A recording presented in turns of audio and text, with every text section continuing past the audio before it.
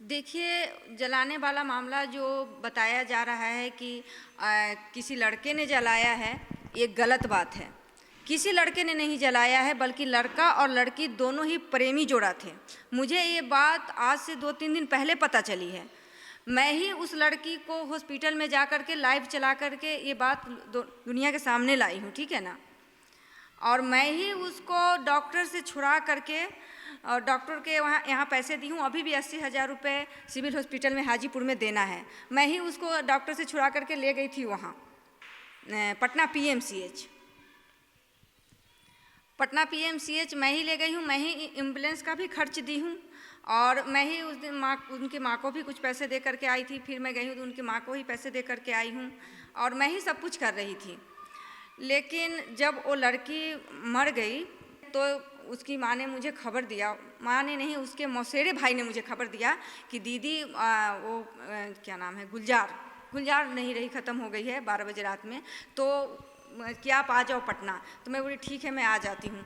तो मैं वहाँ पे गई तो वहाँ से पहले से ही वहाँ कुछ मतलब 10 से 15 युवा लड़के वहाँ पे बैठे हुए थे।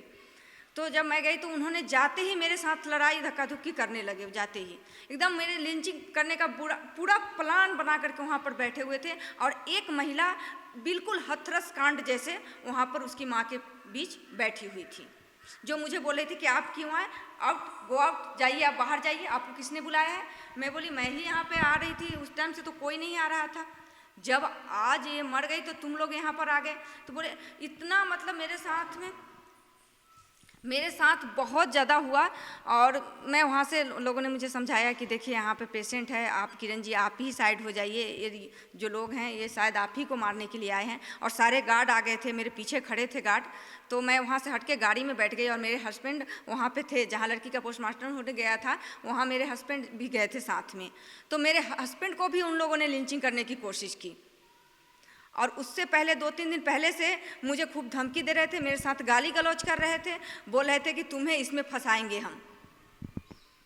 हम बोले मुझे तू क्यों फंसाएगा। तो बोले थे कि तुम्हें तो हम जरूर फंसाएंगे कि तुमने विनय दुबे को क्यों नहीं मुंबई ले जाने दी। लेकिन मैं उसकी माँ को मैं बताई थी, मेरे पास में कॉल रिकॉर्डिंग भी है। उनकी माताजी को मैंने बताया कि अगर कोई आदमी आता है और कहता है कि आप मेरे साथ मुंबई या दिल्ली चलो, मैं बेहतर इलाज करवाऊंगा और रिस्क ले सकता है और लेता है, तो आप बिल्कुल ले जाइए उनको। तो उनकी माताजी ने कहा कि मेरी बेटी की ऐसी हालत नहीं है कि मैं दिल्ली मुंबई ले जाऊं और मैं कहाँ भटकती फिरूंगी। पूरा कॉल रिकॉर्ड है मेरे पास में, अगर किसी को चाहिए तो मैं भेज दूंगी उसको। उसके बाद तो जो हुआ वो आप लोग के सामने है। कई आरोप भी लगाए गए हैं आपके ऊपर कि जो आपने उनके नाम से जो फंड रिलीव कराया था वो आपने उनके अकाउंट में ना बुलाकर आपके अकाउंट में बुलवाया। जी, मैंने ही उनका अकाउंट नंबर डलवाया था हाजीपुर से। तो उनकी माताजी एक दिन मेरे घर आती हैं और कहती हैं कि किरण मेरे अकाउंट में कोई पैसा नहीं आया है, कि मेरा ये दूसरा अकाउंट डाल दें। मैं बोली ठीक है मैं डाल देती हूँ। फिर वो मुझे बताने लगी कि ये दूसरा अकाउंट में मेरे भाई ने 6,000 रुपये भेजे थे अभी थोड़ा दिन पहले, तो किसी ने इसमें से उड़ा दिया था।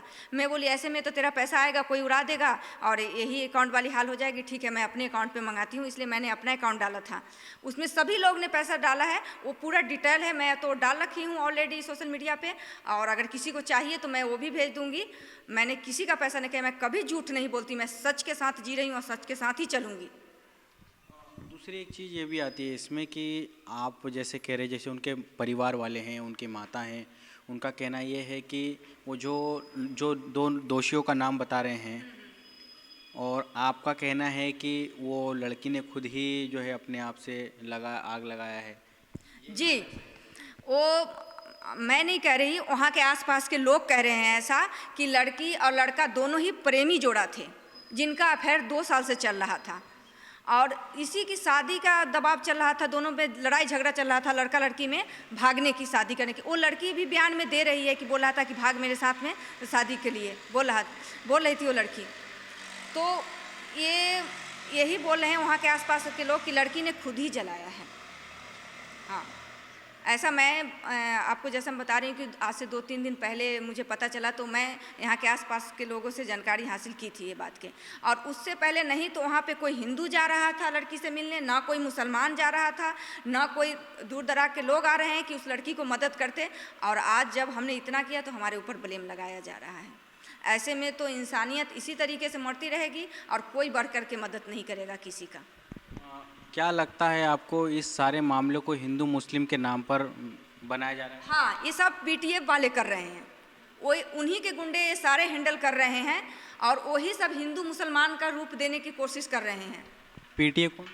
ये पीडीएफ वाले हैं जो ये क्या बोलते हैं, यूपी में जो हुआ था हथरस कांड, ये वही बंदे हैं सारे।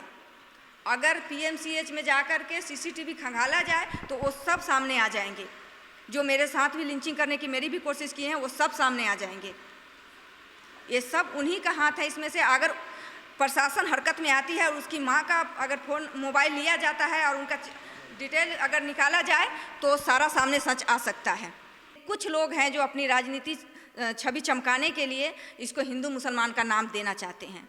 तो हम चाहते हैं कि जितने भी जिम्मेदार व्यक्ति हैं वो आगे आएँ और आगे करके अपना से वो खुद से हैंडल करें इसको। नहीं तो इसको कुछ जो है झोला छाप लोग वो अपनी राजनीतिक छवि चमकाने के लिए इसको हिंदू मुसलमान का रूप दे करके दंगा भी करवा सकते हैं। ऐसा मैं लाइव आकर के बता चुकी हूँ और आगे हो सकता है तो ऐसा हो भी जाए।